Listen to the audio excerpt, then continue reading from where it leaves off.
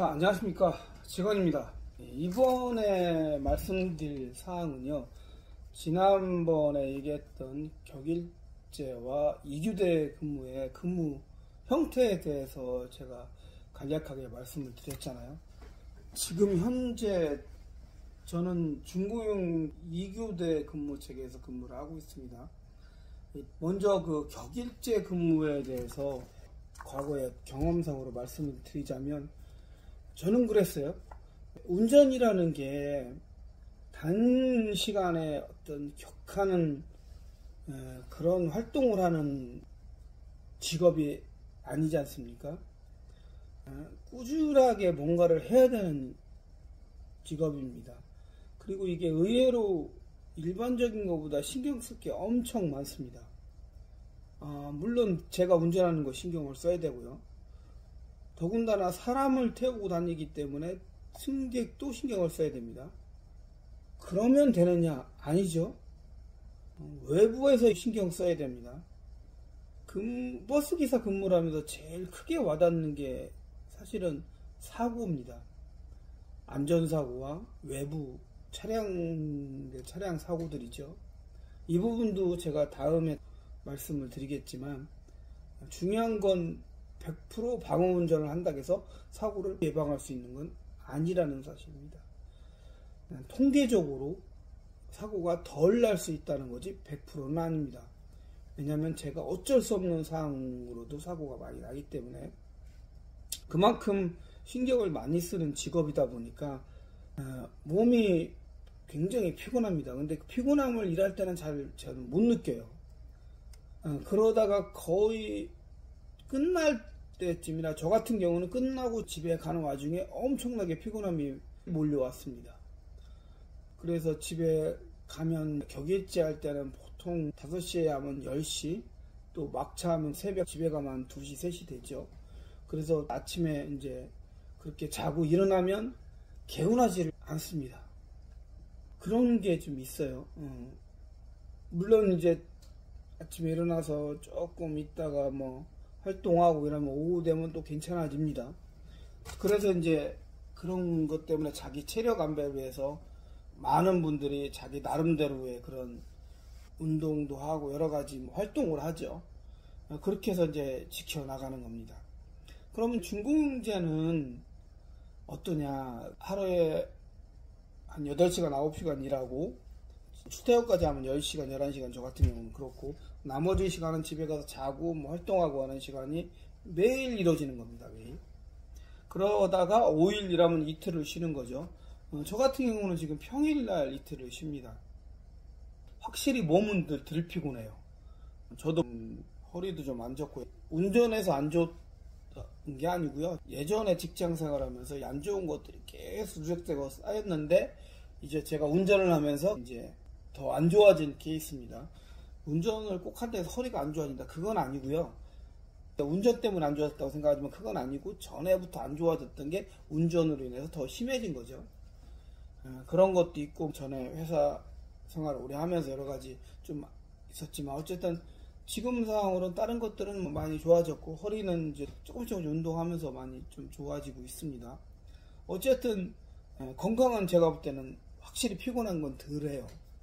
문제는 이 격일제는 하루 종일 일하다 보니까 집안에 무슨 일이나 어떤 은행 일이나 관공서 일이나 집안에 일할 게 있죠. 이런 활동들을 어쨌든 하루 종일 풀어나가는데, 이규대는 좀 쉽지 않아요. 시간이 굉장히 많을 거라고 사실은 생각하지만 그렇지가 않습니다. 왜 그러냐면, 아까 제가 말씀드렸다시피 오전 근무할 때 막차를 운행하면 거의 5시 넘어서 끝납니다. 그러면 집에 가면 5시 반, 6시 되죠. 은행, 관공서 이런 건 볼 수가 없고요. 사실은 병원도 좀, 물론 시간이 땡겨지고 조금씩 차이가 있는데, 한 4시, 3시 정도는 돼야지 이제 좀 일을 잠깐이라도 볼 수 있고 병원이라도 잠깐 갈 수 있는데, 그 시간은 보통 새벽 5시, 6시 돼야 됩니다. 그러면 저 같은 경우는 1시간 반 전에 일어나니까, 만약에 5시 출근이라면 새벽 3시 반에 일어나야 돼요. 의외로 피곤하죠. 물론 이거는 개인이 다 풀어가야 될 문제지만, 생각보다 시간이 많지 않다. 그렇게 해서 이제 쉬는 날에 평일인 사람은 평일날 일을 많이 보기도 하고 그렇죠. 근데 이게 또 장점이지만 단점이 있습니다. 왜냐면 일반적인 사람들 패턴은 월요일부터 금요일날 일하고 토요일날 일요일날 쉬고 다시 월요일부터 일하고 이런 게 일반적인 패턴이죠. 100%는 그렇지 않지만 대부분 뭐 이런 분들이 거의 60, 70% 이상은 그런 분 움직이죠. 뭐 저희같이 이렇게 근무하는 사람도 많이 있지만 일반적인 패턴은 그래요. 제 주위 친구들도 보면 그렇고. 자, 이게 왜 단점이 되냐면 대부분 집안일이나 친구 주변에 일이나 이런 것들은 다 토요일 일요일날 거의 대부분 행사를 하죠. 그래서 이게 좀 애매할 때가 많습니다. 참석한다고 매번 휴가 낼 수도 없고 그걸 좋아할 리도 없죠. 법적으로야 다 있다고 얘기하지만 현실적으로는 물론 못하게는 안 하지만 그걸 다 좋아하지도 않습니다. 왜냐면 누군가 제가 빠지면 그 사람은 다른 사람이 또 대체를 해야 되고 그럼 그 사람은 특근이 되고 저는 그냥 빠지면 되고 회사에서는 제가 일하면 비용이 덜 드는데 특근이 되면 더 줘야 되기 때문에 이건 현실적인 문제죠. 뭐 법적으로 못하게 막진 않지만 매번 일 있을 때마다 빠지는 것도 사실은 좀 무리가 있습니다. 이제 장점으로는 평일날 여유있게 일을 볼 수 있고 제가 필요한 시간에 필요한 일을 평일날 볼 수 있는 일을 볼 수 있죠. 그래서 병원에 예약을 하고 간다거나 이런 건 되게 좋죠. 근데 단점은 또 주말에 그런 단점이 또 있습니다. 그러니까 항상 이 일이라는 건 양면성이 존재를 해요. 자기에게 주어진 게 어떤 게 중요하냐에 따라서 그렇게 되는 거고 저는 사실 평일을 더 좋아합니다. 왜냐면 집안에 병원을 예약해서 매달 가야 될 사항이 있기 때문에 만약에 내년에 바뀌면 저는 이제 한 2달에 한 번은 계속 휴가를 내야 됩니다. 또 요새 병원 뭐 잘 아시죠? 일주일 내내 근무하는 의사분들이 계시는 것도 아니고 대부분 의사분들이 정해진 근무 날짜가 2, 3일 뭐 대부분 그렇죠. 또 시간도 요즘에는 오전 오후반으로 다 나눠요. 예약을 한번 잡기가 굉장히 어렵습니다. 이게 한번 세팅이 되면 다시 예약을 잡으려면 틀을 다 바꿔야 돼요. 제 틀을. 특히 이제 서울에 있는 대형 병원들 아산병원, 삼성의료원, 서울대병원 이런 데는 바꿔주지도 않습니다. 아시죠? 바꿀 수도 없습니다. 한번 바꾸면 뭐 그냥 2-3달 밀리는 건 우습게 그런 거에 따라 장점은 평일날 있지만 단점은 아까 말씀드린 대로 그런 집안일이나 뭐 친구들을 만나는 게 저도 쉽지가 않습니다. 저도 그 친구들을 올해 11월 달에 봤는데 이게 7년 만에 고향 친구들을 사실 본 겁니다. 주위 사람들은 뭐 매 그렇게 만나는데 뭐 하냐고 하지만 그렇지가 않아요. 저는 친구 모임을 7년 만에 처음 갖는 겁니다. 거의 고향 친구. 뭐 아시죠? 저희 나이 때 고향 친구란 개념이 어떻다는 걸.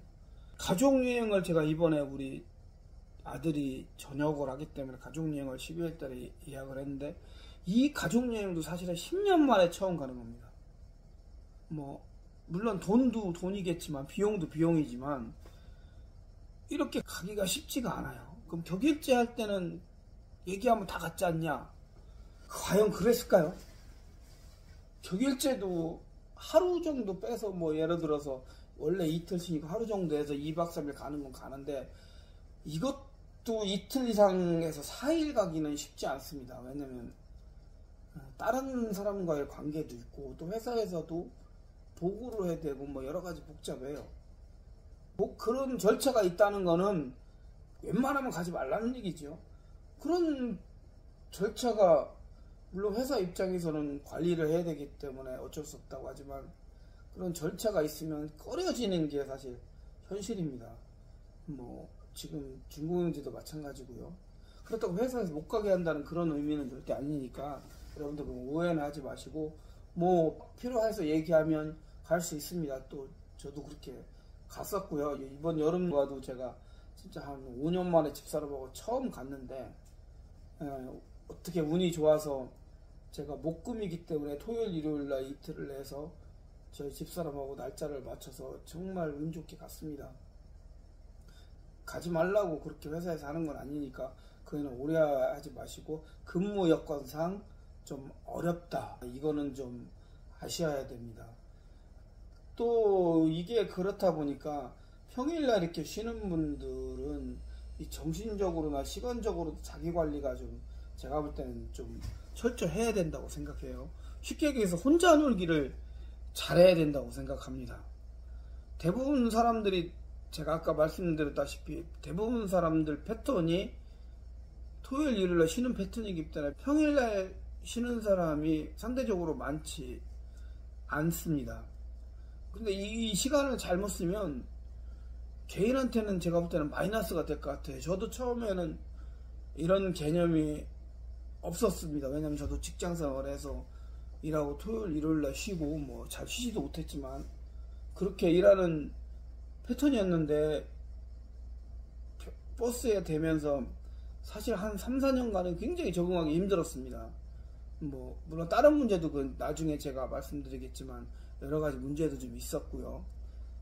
특히 정신적으로 굉장히 저는 힘들었습니다.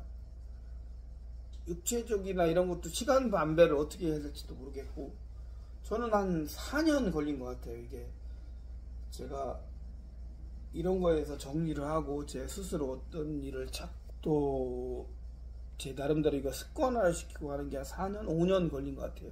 요즘에 조금 이제 제가 찾았습니다.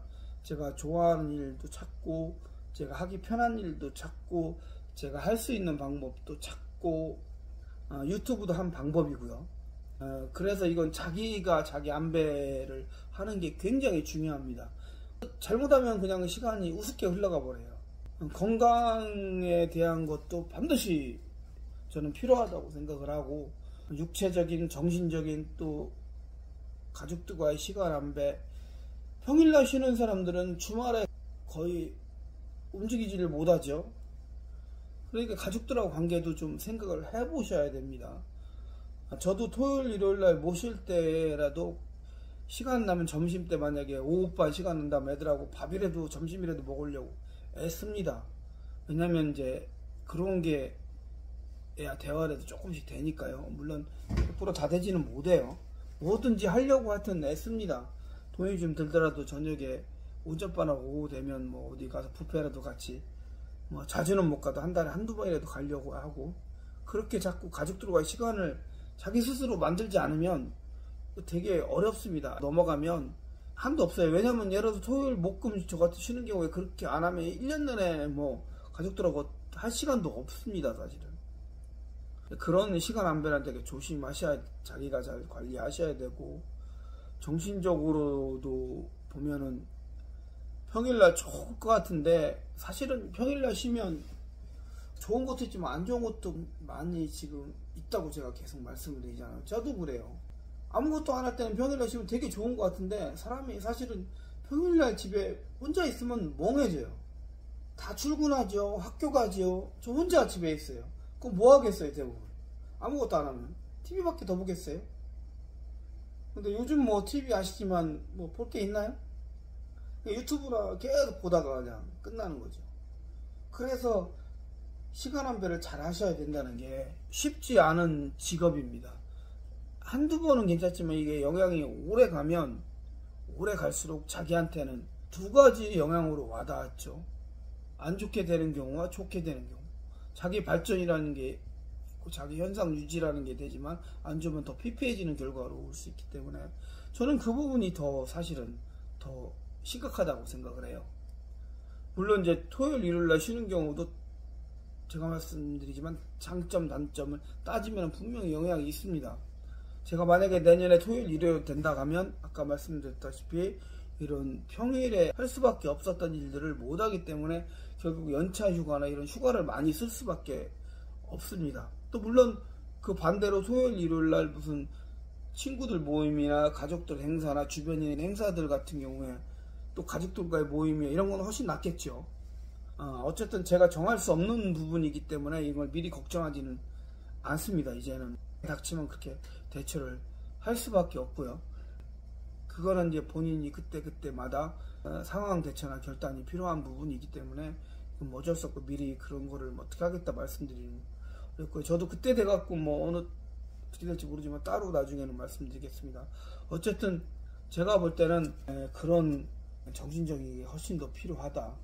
정신적인 자기만의 세팅이 훨씬 더 필요하다고 말씀을 드리고 싶습니다. 이게 수면도 좀 문제가 좀 있어요. 일주일 단위로 바뀌다 보니까 시차 적응이라고 그러죠. 이것도 사실은 만만치가 않습니다. 특히 오후반에서 오전반 넘어갈 때는 원래 이틀인데 거기에 시프트라는 들어가요. 그 매주 들어가는 건 아니지만 뭐 그래봐야 바뀌는 것 따지면 한 달에 2번인데 한 번은 시프트가 들어갑니다. 그러면 사실 하루를 제대로 못 쉬어요. 시프트가 대부분 오전반 시프트가 오후반 들어가거든요. 그러면 오후반 들어가서 새벽에 출근해서 그 다음날 하루 쉬고 그 다음날 오전반 들어가요. 이해되셨죠? 원래 오후반 출근해서 그 다음날 하루 쉬어야 되는데 시프트가 오후반 들어가면 그 다음날 하루 쉬고 그 다음날 오전반에 들어가요. 대충 계산해도 답이 나오죠? 이런 경우가 한 달에 한 번씩은 발생할 소지가 많기 때문에 쉽지가 않습니다. 그리고 그 하루 만에 몸이 확 적응해서 그냥 오전반에 새벽에 벌떡 일어나서 막 이렇게 하는 것도 사실은 아니죠. 특히 나이 먹으면 쉽지가 않습니다. 그것도 생각을 하셔야 돼요. 저는 버스라는 직업이 그냥 생각해서 할 수 있어 라고 대충 생각해서 오면은 그 적응하는 때 고생하는 게 굉장히 오래 걸립니다. 제가 아까 말씀드렸죠. 저도 적응이라고 생각하는 게 3년 반에 4년 걸렸고요. 지금 5년, 6년째 되니까 이제는 조금 된다라고 느낍니다. 그래서 제 경험상 그냥 단순히 일이 이렇고 해서 이렇게 한다, 그냥 하면 되지 뭐 라고 생각하지만 알고 오셔야 미리미리 자기가 일을 하면서 자기 몸이나 정신적인 상태를 여기에 하루에도 빨리 적응하고 맞출 수 있다는 의미에서 이런 말씀을 드리는 겁니다. 어렵다고 해서 안 된다는 건 아니기 때문에 항상 말씀드리지만 알고 대처하는 거하고 모르고 대처하는 건 전혀 다른 상황입니다. 안 된다는 건 하지 말라는 의미가 아니고요. 내가 알고 준비하고 내가 이렇게 해야 된다고 자신감을 갖고 대처하는 게 훨씬 낫기 때문에 이런 말씀을 드리는 겁니다. 대략적인 근무 형태는 이렇게 말씀드리고 그 영향에 대해서도 이렇게 말씀을 드렸습니다. 다음번에도 또 생각나는 게 있으면 또 말씀을 드리겠습니다. 구독과 좋아요 부탁드리겠습니다. 감사합니다.